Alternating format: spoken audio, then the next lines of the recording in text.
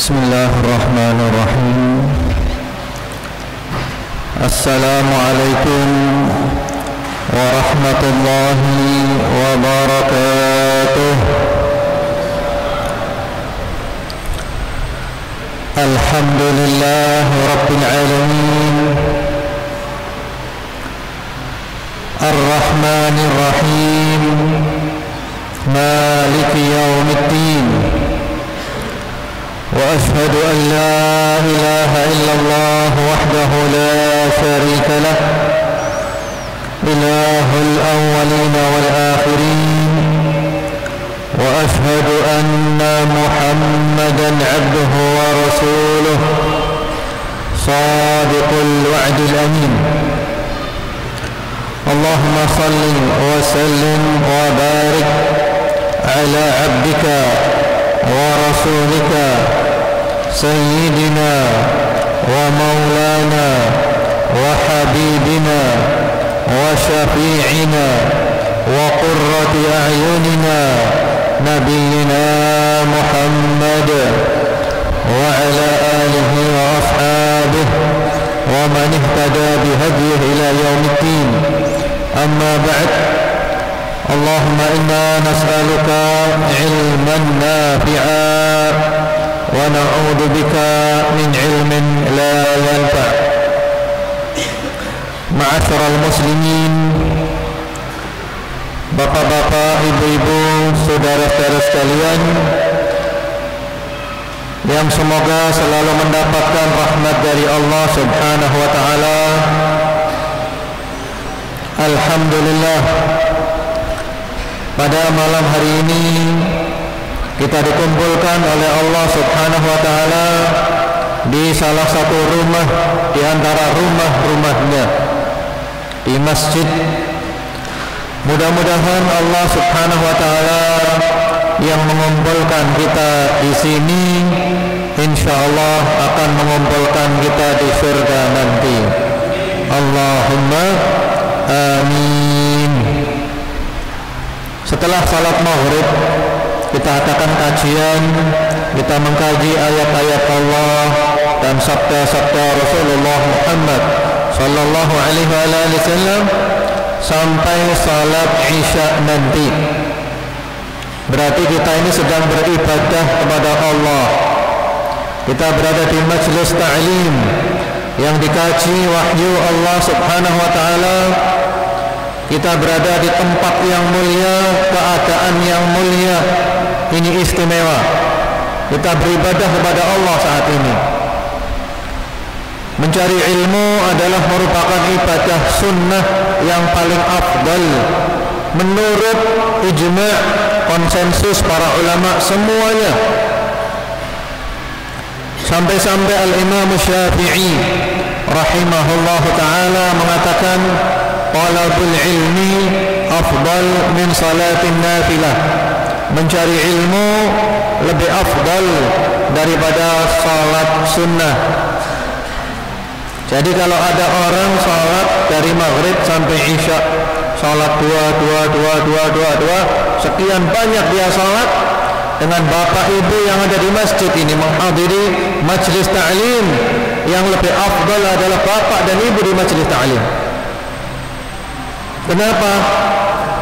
Karena orang yang tidak mau belajar, hanya beribadah sendiri, maka ibadah itu hanya untuk dirinya sendiri, tidak bisa diberikan kepada orang lain. Dan selamanya dia tidak pernah akan bisa mengerti karena dia tidak mau belajar.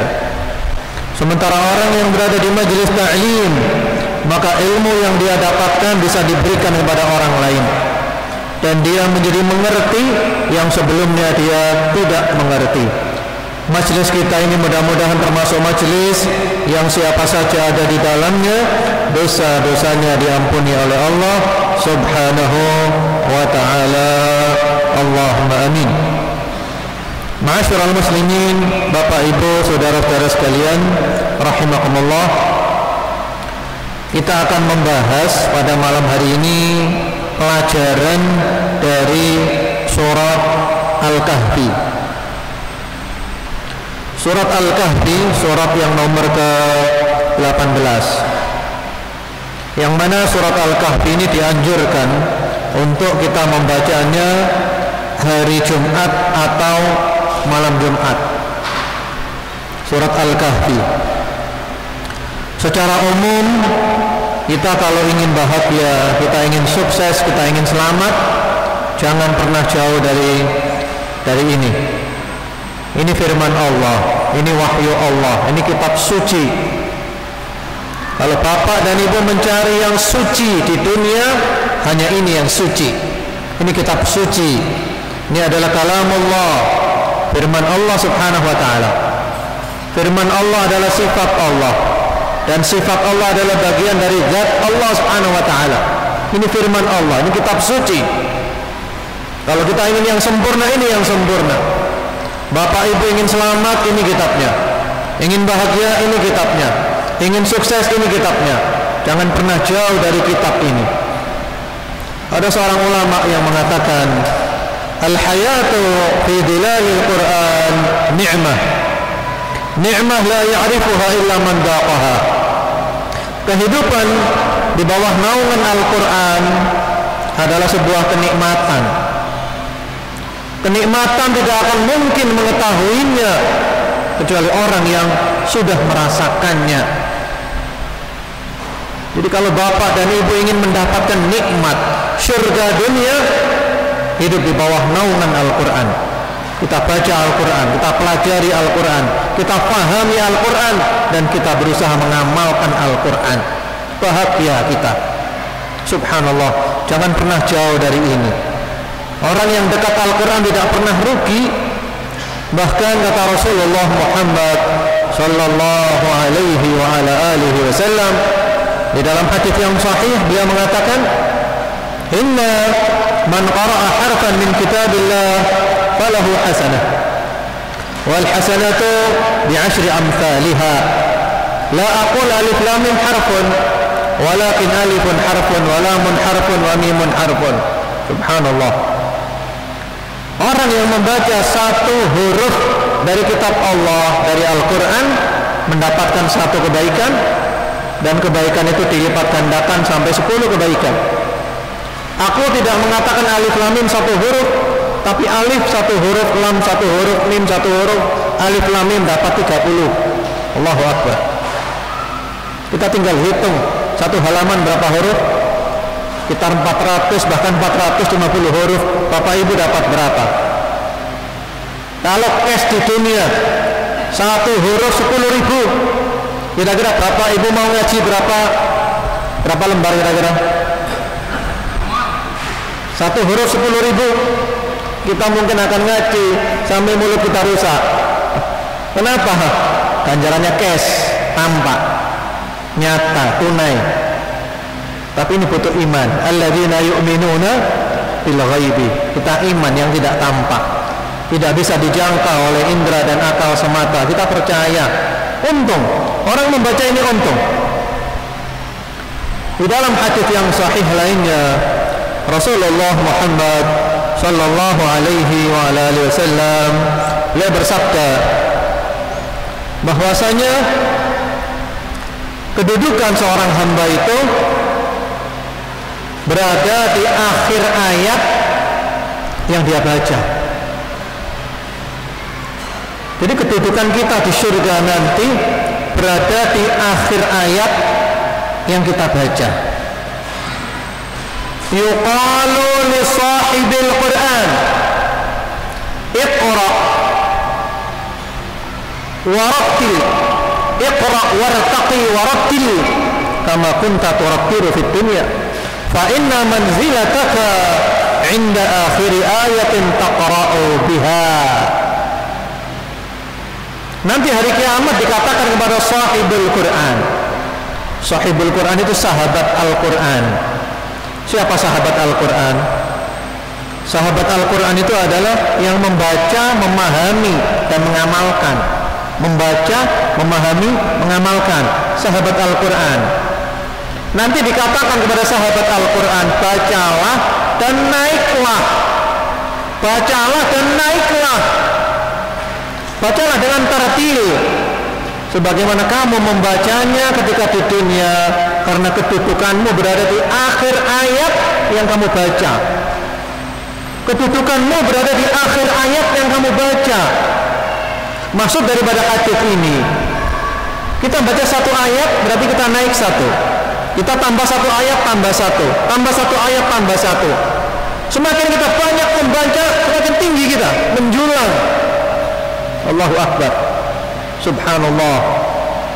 Untung kita di dunia dan di akhirat menjadi sahabat Al-Quran, sahabat Al-Quran, apalagi menjadi keluarga Al-Quran, ahlul Quran. Subhanallah. Allahumma ja'alna min ahlil Quran. Mudah-mudahan Allah menjadikan kita semua termasuk ahlul Quran, keluarga Al-Quran. Yang mana di dalam hadis yang sahih Rasulullah Muhammad sallallahu alaihi wa ala alihi wasallam beliau bersabda, "Inna lillahi ta'ala ahlin minan nas."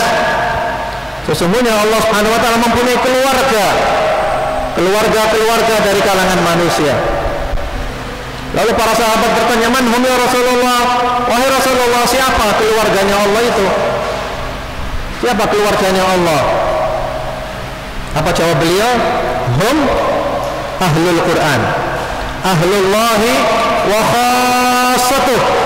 Mereka adalah keluarga Al-Quran, ahlul Quran. Mereka keluarga Allah, mereka orang-orang istimewa Allah, mereka kelompoknya Allah, mereka golongannya Allah, ahlul Quran. Ma'asyiral muslimin, jamaah sekalian rahimakumullah, ada sebuah penjelasan yang sangat indah dari Al-Imam Al-Allamah Ibn Al-Qayyim rahimahullah ta'ala di dalam kitabnya Zadul Ma'ad. Yang menjelaskan tentang siapa itu ahlul Quran, siapa itu sahibul Quran, keluarga Al-Quran, sahabat Al-Quran. Ini penjelasan beliau ya, ini redaksi dari beliau langsung. Kata beliau,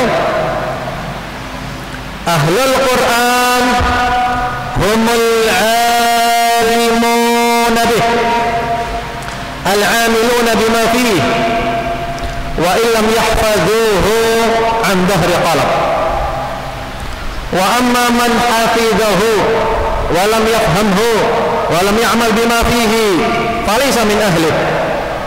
Wa in aqama hurufahu iqamatas sahm.